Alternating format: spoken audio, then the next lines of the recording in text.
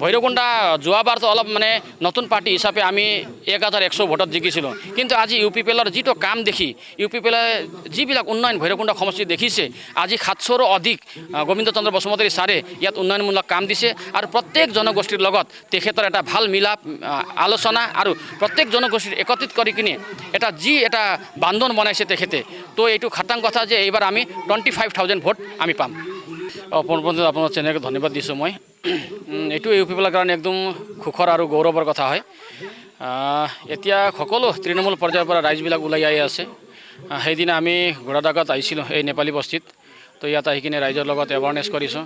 মানে বিগত চৰকাৰে যি 17 বছৰত কাম কাজ উন্নয়নমূলক কাম কাজ আৰু শান্তিৰ পৰিৱেশ যি এটা দিয়া নাছিল ৰাইজক, তো আজি 4.5 বছৰত প্ৰমোদ বড়োৰ নেতৃত্বত আৰু গোবিন্দ চন্দ্ৰ বসুমতাৰী ছাৰৰ নেতৃত্বত যি এটা খা সুবিধা আৰু উন্নয়নমূলক অনুষ্ঠানবোৰ ৰাইজৰ মাজত আহি পাইছে।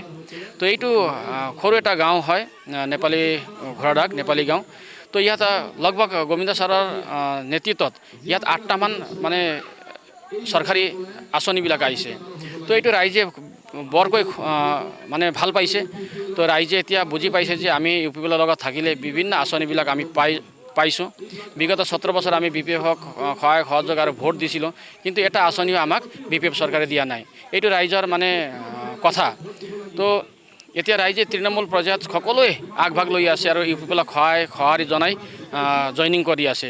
আৰু কালিও আমি খৰুং প্ৰাইমাৰী অন্তৰ্গত 3 নম্বৰ বৰিগাঁৱত আমি লগভগ 200 এভৱ আমি সাঁওতাল কমিউনিটি আমি জইনিং কৰালোঁ।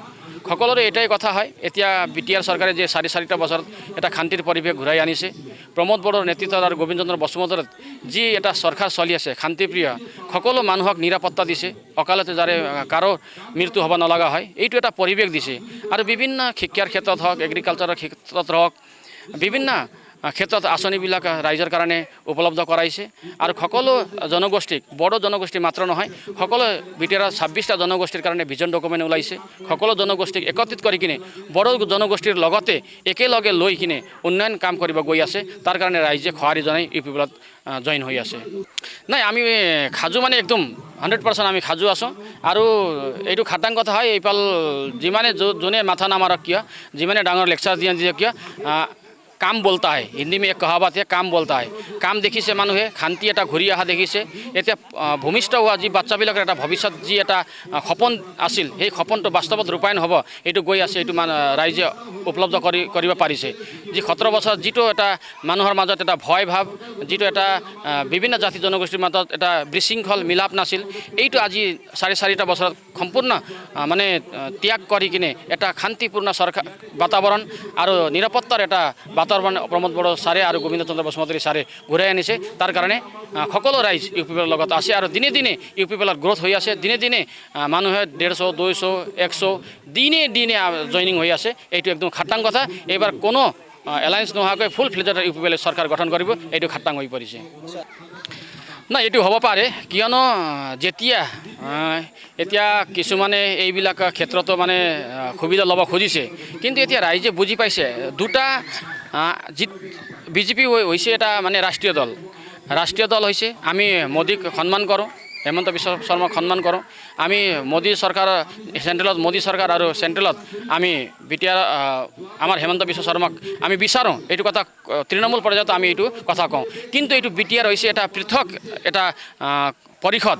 এই পৰিষদত দুটা লোকেল যিটো চৰকাৰ পাৰ্টি আছে, বি পি এফ আৰু ইউ পি পি এল, এই দুটা পাৰ্টিকে মানুহবিলাকে চুজ কৰিব লাগিব। কিয়নো 17 বছৰতো বি পি এফৰ ৰাজত্ব দেখিছে, বি পি এফৰ অপশাসন দেখিছে, বি পি এফে কি কাম কৰিছে কি কাম কৰা নাই ৰাইজে গোটেই গম পায়। তো 4.5 বছৰত ইউ পি পি এলে যেতিয়া শান্তি এটা স্থাপন কৰিছে, ইয়াত সমূহ জাতি জনগোষ্ঠীৰ মাজত এটা ভাতৃত্ববোধৰ এটা যিটো এনাজৰী স্থাপন কৰিছে, তাৰ কাৰণে এতিয়া ৰাইজে ইউ পি পি এলক মানে 1 নম্বৰ পাৰ্টি হিচাপে আৰু 1 নম্বৰ দল হিচাপে তেখেতসকলে বাছি লৈছে। আৰু অনাগত দিনবোৰত সকলো গোৰ্খা সমাজ ইয়াত ইউ পি পি এলৰ লগত থাকিব আৰু ইউ পি পি এলৰ কাৰণে কাম কৰি যাব।